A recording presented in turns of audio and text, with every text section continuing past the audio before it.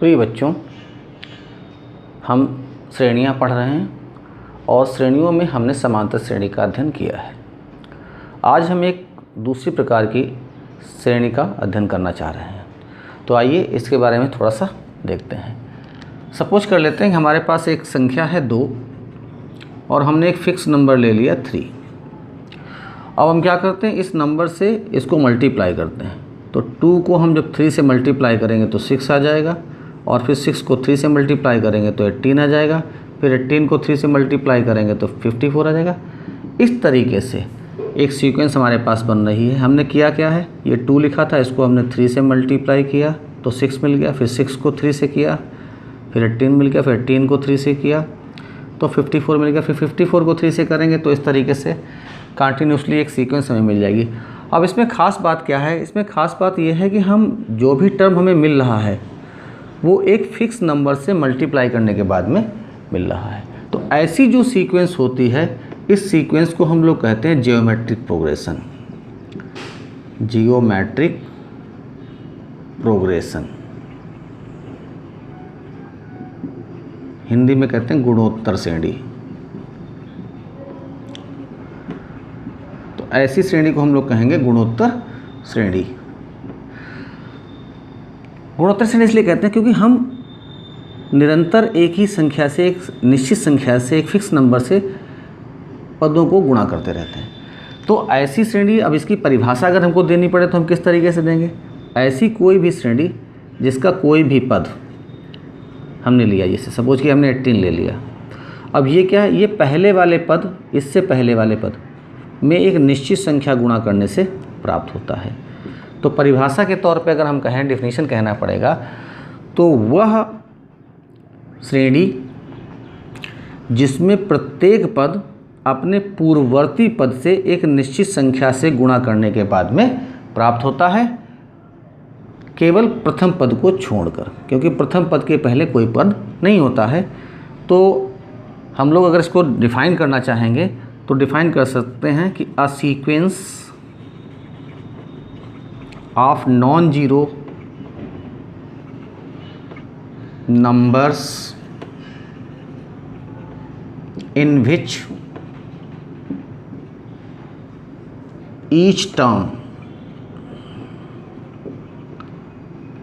लेंगे, लेकिन किसको छोड़ देंगे, accept first term,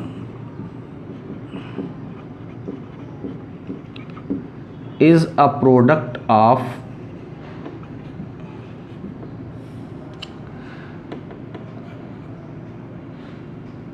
its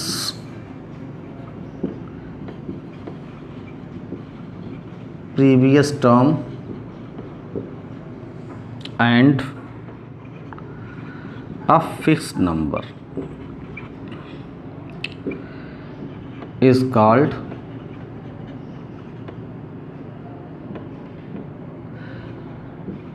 geometric progression. In short we can say it GP। एक ऐसी सीक्वेंस जिसके नॉन जीरो नंबर्स हों, और नॉन जीरो नंबर्स में क्या है, हम हर एक पद को उसके पहले वाले पद में एक निश्चित संख्या से गुणा करने के बाद में प्राप्त करते हैं। तो इस तरीके की जब कोई सीरीज मिलती है हमको, तो उस सीरीज को कहा जाता है। तो इस तरीके से हम जीपी को डिफाइन कर सकते हैं, a sequence of non zero numbers in which each term accept first term is a product of its previous term and a fix number. तो यहाँ पे जो ये फिक्स नंबर होता है, इस फिक्स नंबर को हम कहते हैं कॉमन रेशियो। अभी इसके ऊपर बाद में डिस्कस करेंगे, कॉमन रेशियो। तो देखिए, एक सीक्वेंस हम लोग बना लेते हैं कि हमारे पास एक नंबर है a और एक फिक्स नंबर हमने ले लिया, इसको हम लोग फर्स्ट टर्म सपोज कर लेते हैं। ये हमारे पास है first term is equal to a, और कॉमन रेशियो हमने सपोज कर लिया वो r है, या common ratio means fix number, fix number. अब फर्स्ट टर्म हमारे पास a है, तो अगला टर्म जो हमें मिलेगा वो क्या, कैसे मिलेगा, इस नंबर में, इसके प्रीवियस नंबर में हम फिक्स नंबर से मल्टीप्लाई करें तो इसमें हम r से मल्टीप्लाई कर देंगे तो हमें ये टर्म मिल जाएगा AR, फिर इसमें हम r से मल्टीप्लाई कर देंगे तो नेक्स्ट टर्म मिल जाएगा, फिर इसमें r से मल्टीप्लाई कर देंगे तो फिर अगला आ जाएगा। तो इस तरीके से हमें ये सीक्वेंस मिल जाएगी और इस सीक्वेंस को हम लोग कहते हैं जियोमेट्रिक सीक्वेंस या गुणोत्तर श्रेणी। अब जब ये गुणोत्तर श्रेणी मिल गई तो यहाँ पर एक दो चीज़ें हम लोग पहले समझ लेते हैं। एक तो ये समझने लायक चीज़ है कि जैसे ये जो हमारे पास नंबर लिखा है इसको हम लोग कहते हैं फर्स्ट टर्म A1, इसको हम लोग कहेंगे दूसरा टर्म सेकेंड टर्म, ये थर्ड टर्म हो जाएगा, ये फोर्थ टर्म हो जाएगा। ख़ास बात क्या है कि इन सभी टर्म्स में A तो आ ही रहा है, इसलिए हम कोई भी टर्म निकालेंगे तो उसमें A आएगा यहाँ पर। अगर हम nth टर्म निकालें तो इसमें भी A आएगा क्योंकि सब में A आ रहा है, तो यहाँ पर भी A होगा। दूसरी चीज़ देखिए यहाँ पे 1 है तो यहाँ पे R नहीं है, R मिसिंग है, इसका मतलब R की पावर 1 माइनस 1 दैट इज़ 0। और किसी भी नॉन जीरो नंबर की पावर जब जीरो करते हैं तो उसकी वैल्यू 1 होती है, तो 1 से A को मल्टीप्लाई करेंगे तो हमारे पास A ही रह जाएगा। यहाँ पे देखते हैं सेकेंड टर्म हमारा है A2 और यहाँ R आ रहा है 1, तो ये यहाँ 2 लिखा है और यहाँ पे R की पावर है 1, यहाँ 3 लिखा है R की पावर है 2, यहाँ 4 लिखा है, यहाँ R की पावर है 3। यानी जो भी R है वो हमारा इस नंबर ऑफ टर्म से एक कम है। यहाँ 2 है तो यहाँ 1 है, यहाँ 3 है तो यहाँ 2 है, यहाँ 4 है तो यहाँ। इसी तरीके से जब हम nth टर्म निकालेंगे तो यहाँ पर भी जो R आएगा इसकी जो पावर होगी वो इस नंबर ऑफ टर्म से एक कम होगी, यानी n-1 हो जाएगी। तो कोई भी अगर हमारे पास GP है तो उसका हम लोग nth टर्म लिख सकते हैं। nth टर्म, nवा पद हिंदी में कहते हैं AN is equal to A into R raise to n-1। तो ये एक हमारे पास रिलेशन यहाँ पर हमें मिल गया।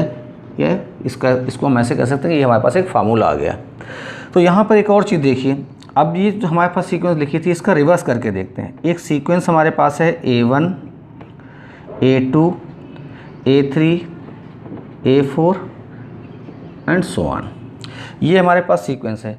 हम सपोज़ कर लेते हैं कि ये सीक्वेंस हमारी है GP।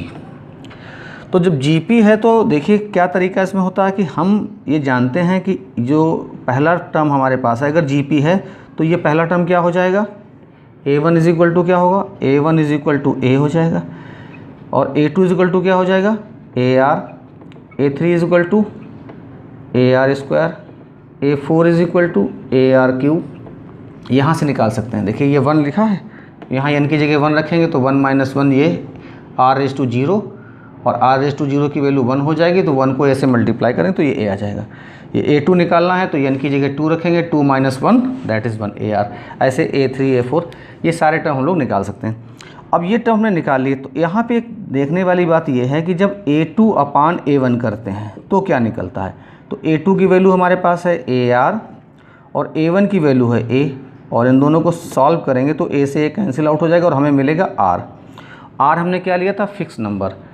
R हमारे पास क्या था, फिक्स नंबर, और फिक्स नंबर को हम लोग क्या कहते हैं, कॉमन रेशियो कहते हैं। तो ये हमें कॉमन रेशियो यहाँ पर इस तरीके से प्राप्त हो जाएगा। तो एक और तरीके से भी हम इस पूरी डेफिनेशन को लिख सकते हैं कि हमारे पास कोई भी एक सीक्वेंस है और उस सीक्वेंस में कोई भी टर्म अपने प्रीवियस टर्म के साथ जो रेशियो बनाता है, अगर वो रेशियो फिक्स है तो हम कहेंगे कि ये सीक्वेंस हमारी ज्योमेट्रिक प्रोग्रेशन है। तो इसको भी हम लोग डिफाइन कर सकते हैं कि a sequence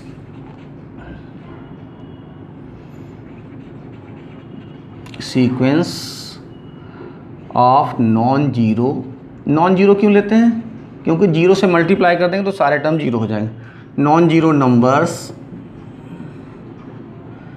in which ratio between a term and its previous term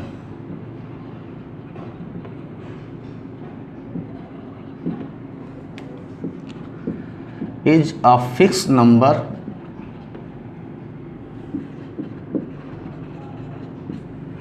fix number को क्या कहते हैं, called common ratio.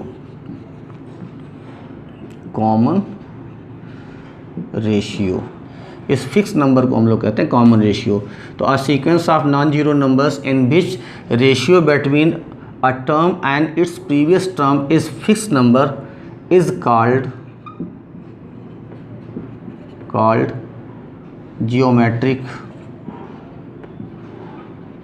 Geometric progression.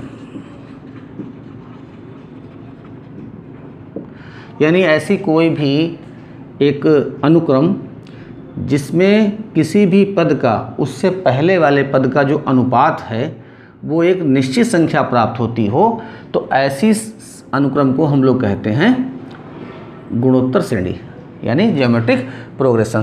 तो ये दो डेफिनेशन हैं, इसमें जो भी आपको इजी लगे उसको आप अपनी कॉपी पर नोट कर सकते हैं। अब जो हमने ये अनुक्रम लिखी है यहाँ पर, इसके लिए हम लोग क्या कर सकते हैं, यहाँ पर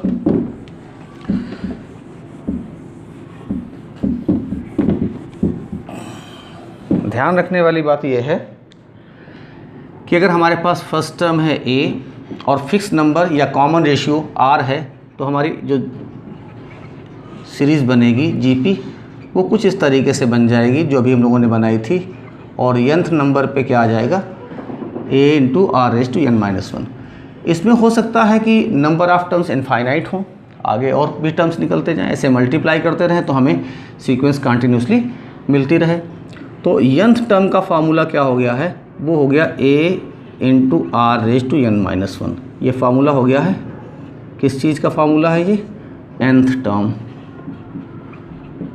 हम लोग सब लोग जानते हैं कि जब कभी भी हम किसी भी सीक्वेंस को किसी पर्टिकुलर टर्म पे आके रोक देते हैं, तो जब यहाँ पे हम रोक देंगे सीक्वेंस को, तो ये यहाँ पे सीक्वेंस क्या हो जाएगी, समाप्त हो जाएगी, फिनिश हो जाएगी। तो जिस टर्म पे आके वो समाप्त हो जाएगी वो टर्म क्या हो जाएगा, लास्ट टर्म हो जाएगा। जैसे आप स्कूल में खड़े होते हैं तो आप एक क्यू में खड़े हैं, आपके पीछे दूसरा बच्चा खड़ा है, फिर तीसरा खड़ा है, फिर चौथा खड़ा है, इस तरीके से खड़े होते रहते हैं। तो लास्ट में जो बच्चा आता है उसके बाद में फिर वहाँ से रो वो जो होती है हमारी फिनिश हो जाती है।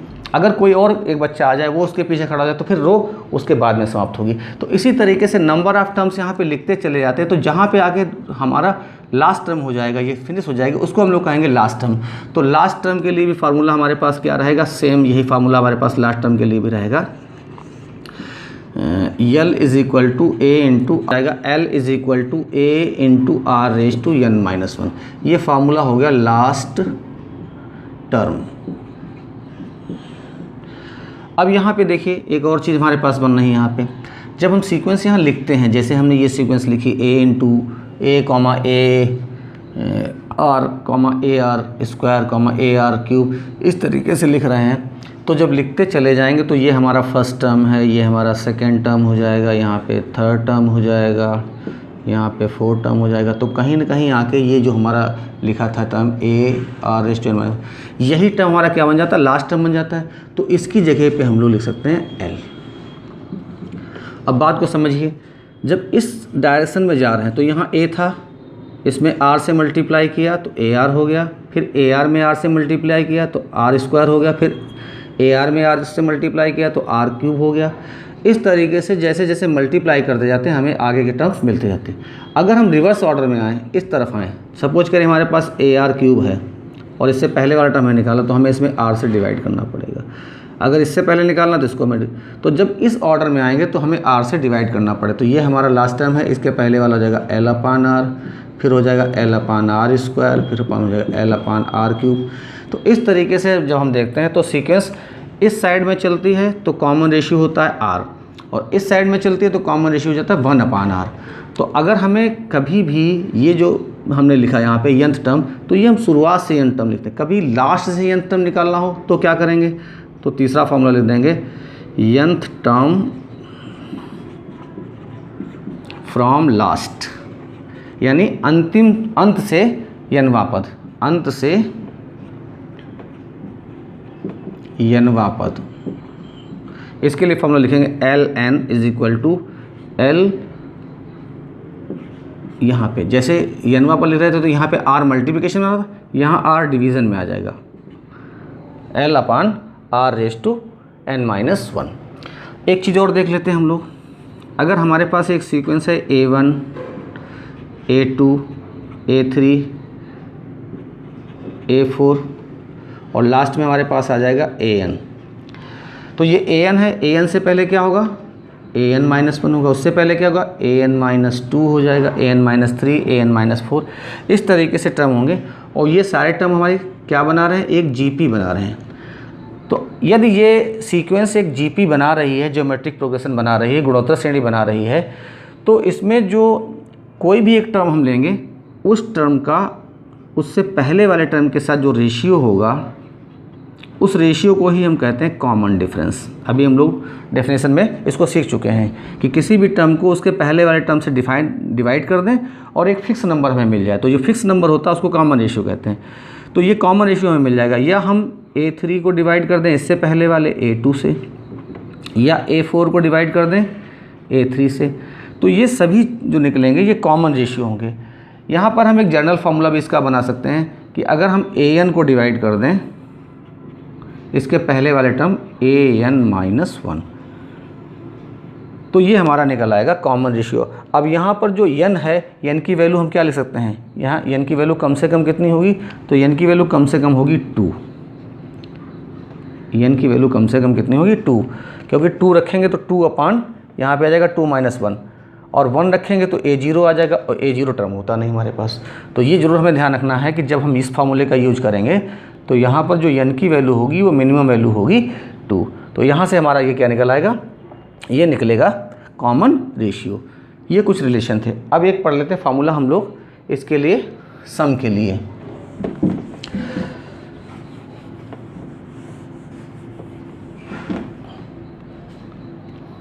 सम of n terms, sum of n terms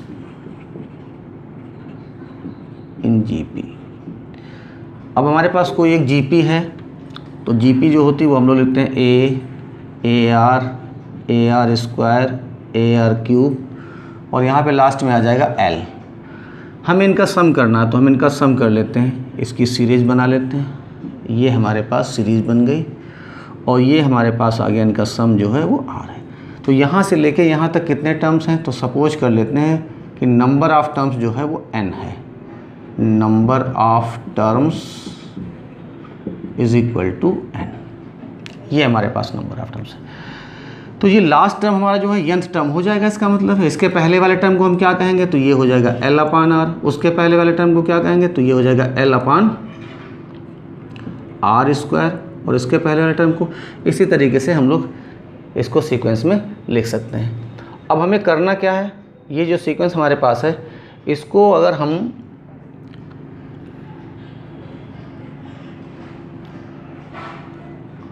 तो यहाँ पर ये जो इसका nth टर्म आएगा वो हो जाएगा a⁻n-1। इसके पहले वाला टर्म हो जाएगा a⁻n-2। इसके पहले क्या हो जाएगा a⁻n-3, ये होंगे। तो L की वैल्यू यहाँ पे लेते हैं। अब ये हमारे पास एक सीक्वेंस है, ये सीक्वेंस कैसी है, ये जीपी है, और इस जीपी में जो कॉमन रेशियो है वो कितना है, वो R है। तो हम इस पूरे सीक्वेंस को R से मल्टीप्लाई कर देते हैं। तो यहाँ पे मल्टीप्लाई करेंगे तो R × S, इसको मल्टीप्लाई करेंगे तो ये हो जाएगा AR, फिर इसे मल्टीप्लाई करेंगे तो AR स्क्वायर, यहाँ पे AR से करेंगे तो AR, इसे करेंगे तो AR स्क्वायर, फिर इस टर्म को मल्टीप्लाई करेंगे तो AR क्यूब, और इसी तरीके से मल्टीप्लाई करते चले आएंगे। तो जब इस टर्म को मल्टीप्लाई करेंगे तो ये बन जाएगा AR⁻n-2, इसे मल्टीप्लाई करेंगे तो ये हो जाएगा AR⁻n-1, और इस टर्म को R से मल्टीप्लाई करेंगे तो ये बन जाएगा AR⁻n। इस तरीके से हमारी ये सीक्वेंस बन जाएगी। और हमने किया क्या है, चूँकि लाइक टर्म के नीचे लाइक टर्म होना चाहिए तो लाइक टर्म के नीचे लाइक टर्म लिख दिया, इसको मल्टीप्लाई किया तो AR हो गया। अब AR को इसके नीचे नहीं लिख सकते तो यहाँ पे लिखना पड़ा। जब इसे सेकंड टर्म को R से मल्टीप्लाई करेंगे तो AR स्क्वायर बन जाएगा, तो उसे नेक्स्ट टर्म के नीचे लिखा। इस तरीके से हमने एक टर्म प्रोसीड करके आगे बढ़ाकर इस पूरी सीक्वेंस को लिख दिया है। और अगर हम इन दोनों सीक्वेंस को क्या करें, सब्ट्रैक्ट कर दें, घटा दें, यहाँ पे माइनस, यहाँ माइनस, यहाँ माइनस, यहाँ माइनस, और ये सारे टर्म हमारे क्या हो जाएंगे, माइनस में आ जाएंगे। तो देखिए ये सभी टर्म हमारे बीच की जो हैं वो सारे टर्म क्या हो जाएंगे, कैंसिल आउट हो जाएंगे। तो हमारे पास बचेगा क्या, S - RS, यहाँ बचेगा A, और ये लास्ट का टर्म बच जाएगा -AR⁻n। अब यहाँ पर हम यस कॉमन ले लें तो ये हो जाएगा 1 माइनस आर, यहाँ पर ए कॉमन ले लें तो ये हो जाएगा 1 minus R raise to N, और यस इज इक्वल टू हो जाएगा A upon A into 1 minus R raise to N whole upon 1 minus R. तो ये हमने क्या निकाल लिया है, ये हमने कितने टर्म लिए थे, तो n टर्म्स लिए थे, तो n टर्म्स का सम आ गया है। यहाँ पे ले सकते हैं sum of n terms, sum of n terms, इसका फॉर्मूला हो गया एस, शार्ट में थोड़ा सा नीचे n लगा देते हैं ताकि मालूम पड़े कि n टर्म्स का सम है। तो a into 1 minus R raise to n upon 1 minus R. यहाँ देखने वाली बात एक ये है कि ये जो हमने टर्म लिखा है 1 माइनस आर लिखा, तो 1 माइनस आर इसकी वैल्यू हम निकालेंगे तो जो r है इसकी वैल्यू हमारे पास यहाँ होनी चाहिए लेस देन 1।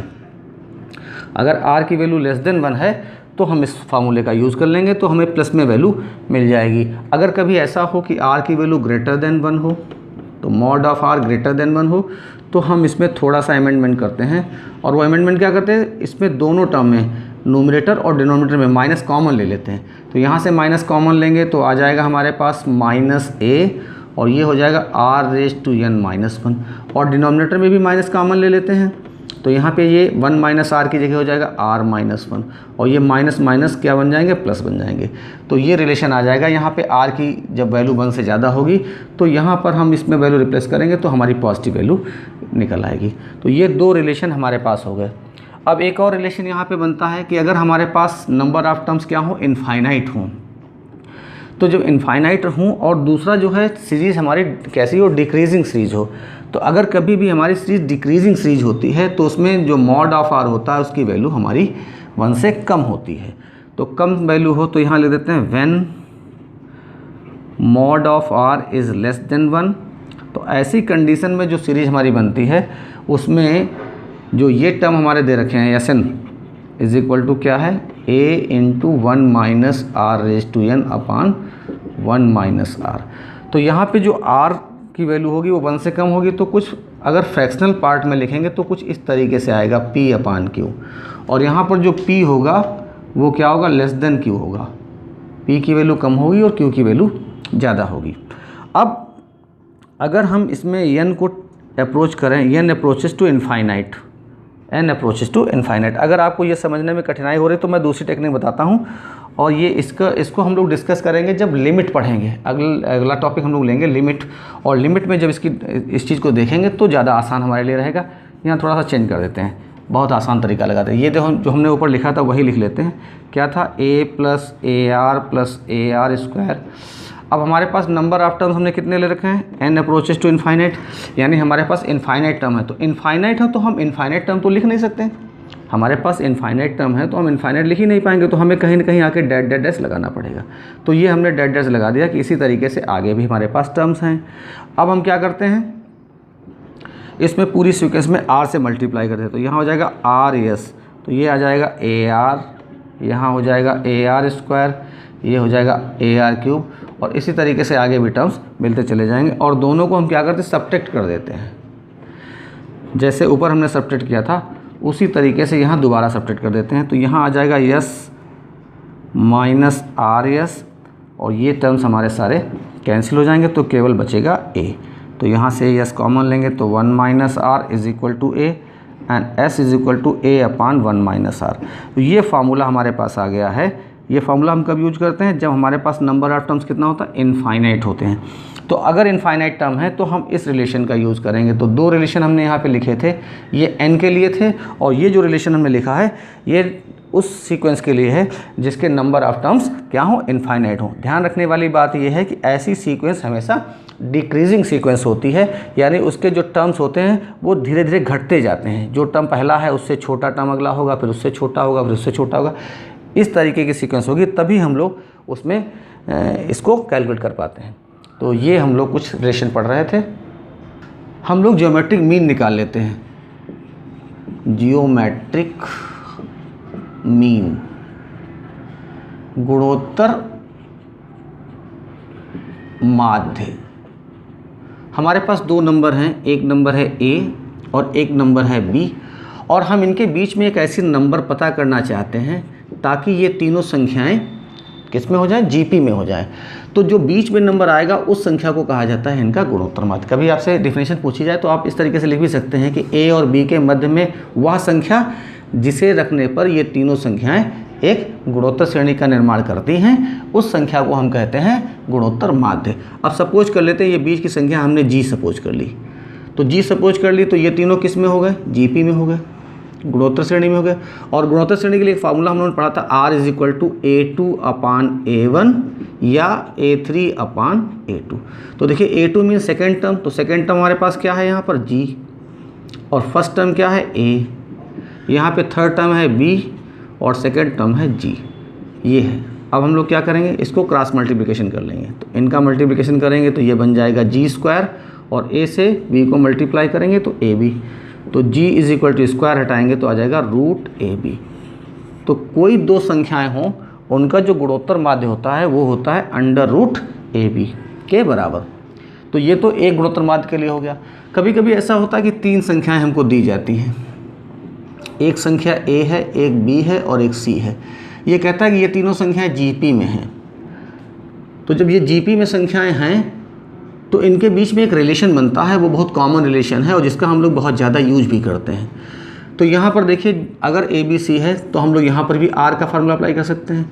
तो क्या हो जाएगा, second term upon first term is equal to third term upon second term. तो second term upon first term is equal to third term upon second term. अब इसे हम लोग सॉल्व कर लेंगे, क्रॉस मल्टीप्लिकेशन करेंगे तो ये बन जाएगा B² इज इक्वल टू, इन दोनों को मल्टीप्लाई करेंगे AC।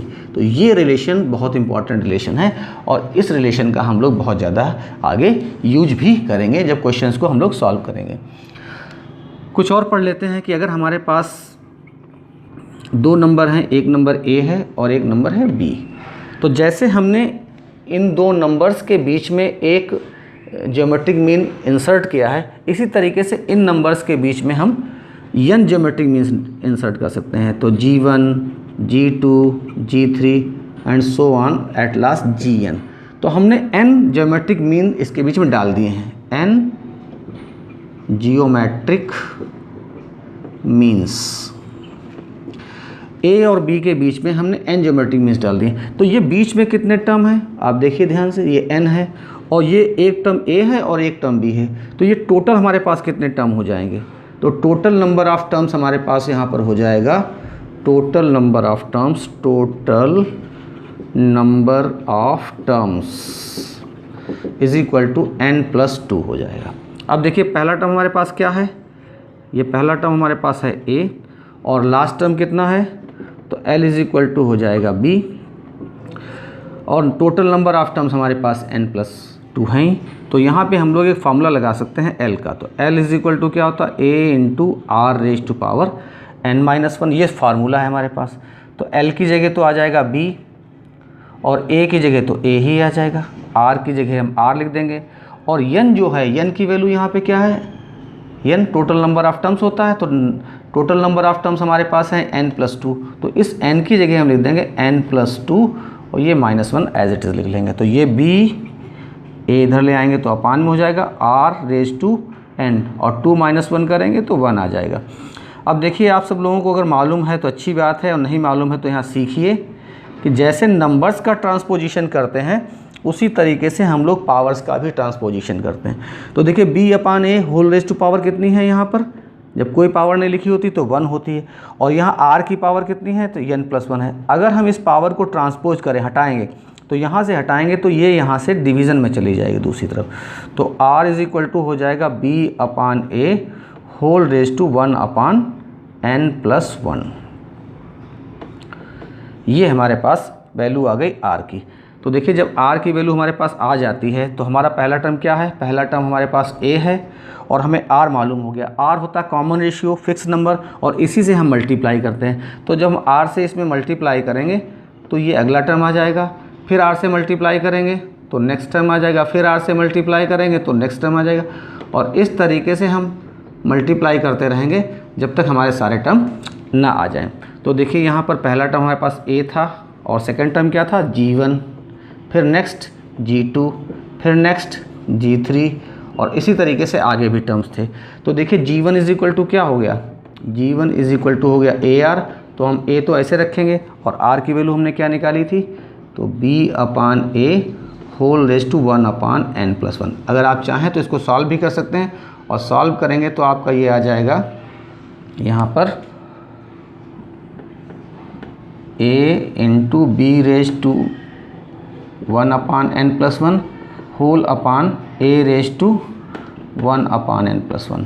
तो ये जो हमारे पास पावर है यहाँ 1 है और ये दोनों डिवीज़न में है, बेस सेम है, तो इनको क्या करेंगे, पावर्स को माइनस कर देंगे। तो a raise to 1 minus 1/n+1 into B raise to 1/n+1, और इसे थोड़ा सा हम लोग और हल कर लेंगे।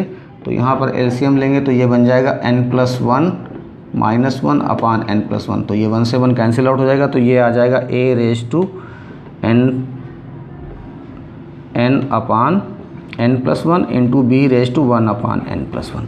तो ये फार्मूला हो गया। आप इसी फार्मूले का भी यूज कर सकते हैं। इसी तरीके से g2 निकालेंगे तो ये g2 किसके इक्वल हो जाएगा, ये हो जाएगा AR²। तो यहाँ a की वैल्यू हमारे पास a ही रहेगा और r की वैल्यू हमने यहाँ पे फाइंड की थी b/a whole raise to 1/n+1 है।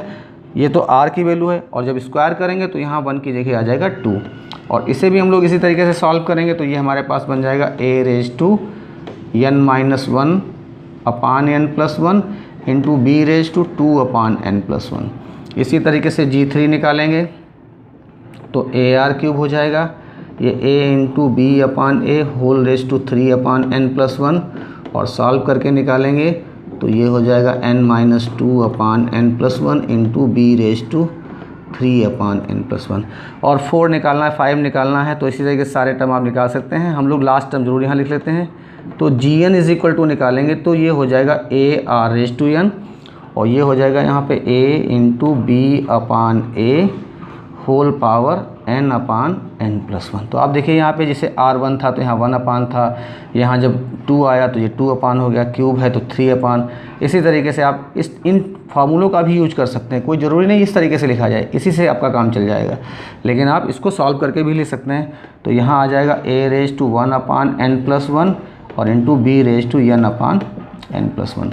तो ये हम लोग पढ़ रहे थे जो ज्योमेट्रिक मीन्स हैं दो टर्म्स के बीच में।